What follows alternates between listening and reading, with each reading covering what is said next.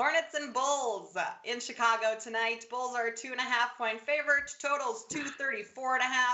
Both of these teams are still kind of fighting for the best possible playoff seed. The Hornets could get up to as high as 8.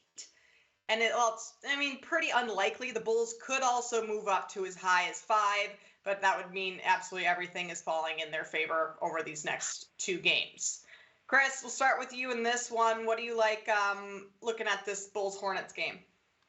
Yeah, well, let's talk about the Bulls first. One of the hottest teams entering the playoffs. Not so much. Yeah, the Bulls. This is.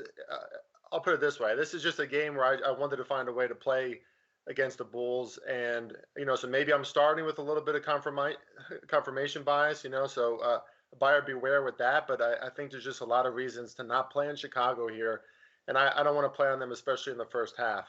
We're talking a lot about the Chicago defense, right? You hear a lot about that, how it's devolved, right? But it's really their offense has been really, really disappointing too. They haven't scored over 60 points in the first half in 8 games. The last time that happened was against the Pelicans. And then you have to go back 10 games after that to find the next one.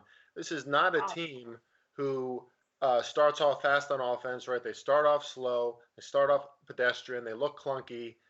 Caruso doesn't look comfortable in his role. Zach LaVine is banged up. If Caruso doesn't play tonight, then you got Colby White who's running point, which I would argue is even worse. DeRozan and Vucevic just can't hold up this offense alone. So there's not a lot to like about this offense right now. It is a bottom third offense in the NBA, and it's been that way since the All-Star break. They just don't look good. And now this number, I think, because they're facing the Hornets, right, a team that's also not very good on defense, plays with a lot of pace. You would think that would cultivate the over, but I'm not buying that. This line is just too inflated. I think it's around 61 now. The first half total for the Bulls. So I'm happy to take the under on this one, right? I think we're all kind of naturally inclined to take overs. We look for overs, where there's opportunities. I wish that I played on more of these unders with some of these bad offenses, and this is a bad offense. And, if anything, we expect regression eventually in these cases, right? Like maybe Chicago's going to wake up tonight at home. I don't think so. If anything, I expect regression for the Hornets defense, who, the Hornets have not won against the Bulls this year, and the Bulls have put up some points on this team.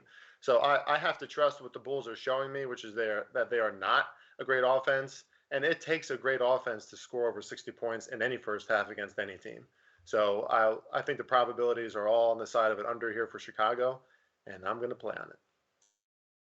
Well, Josh, that has to make you feel good with your pick because, an under in the first half might correlate to an under full game, which is what you like tonight. Yeah, I do like that someone else is crazy enough to play some sort of under in a game featuring Charlotte and Chicago this time of year. Look, it's a hard sell, I'll admit that. But, first and foremost, I think that I agree. I think this number is just inflated and gotten too high. I kind of come out closer to 228 here, to be perfectly honest. So we're talking a little bit of a disparity there. And even then, you look at how these teams have matched up so far this season. Their first meeting absolutely flew over the total, which was at about 225.5, 226.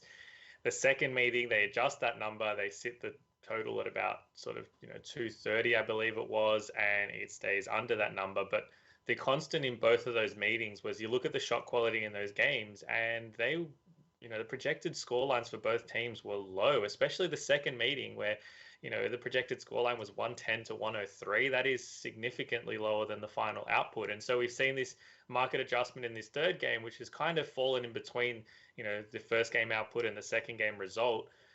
But ultimately, the efficiency in both of those games was far too high. And if we get that regression on that end of the floor in terms of how both these teams shoot the ball, then this one's going to coast under this number ultimately.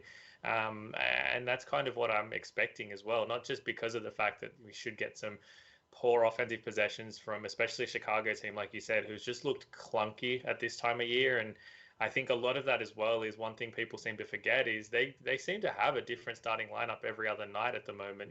Caruso's in, then Caruso's out, Levine's in, then Levine's out. Those things play a part, and especially for a team that's struggling to find form, it doesn't help to have different lineups and have different roles and responsibilities within your team every single night. So I think that's starting to show at the minute for Chicago. Both these teams are actually bottom half of the league in pace. So I think the reason they have this reputation for being high tempo, high paced teams is the fact that they do like to try and play in transition. But if they aren't able to score in transition, they end up bouncing and pounding that rock and running down that shot clock to pretty much the final 4 or 5 seconds before they actually jack anything up. So, I think that both these teams will put an emphasis on trying to, get back in transition and essentially get ready to start playing playoff basketball, because ultimately both these teams are going to be, or at least in with a chance of playing in the playoffs, if nothing else. And that should, in my opinion, transpire to a game that is played closer to that 225 range than what it is to a 235 to 240 range, which is what the market is suggesting might happen here. Again, I completely understand the steam towards the overs. I completely understand the reputations of both these teams tell us to play the overs. Just my numbers and a little bit more in terms of the matchups and analytics of this game tell me that the overreaction is pretty large here, and don't be surprised to see this one stay pretty comfortably under in the end. And the Bulls, I mean, like I mentioned, they're in the 6th spot right now. Could move up to 5. That's very unlikely. They would have to win out. The Hornets, I believe. The Raptors, I think, would have to lose out. So, I mean, while this game there's a little bit to play for, really not much at all, because for both teams, their playoff seeds are kind of locked in place. So, I like your guys' angle here, Chris, taking the Bulls first half, team total under 61, and Josh is playing the full game under 234.5.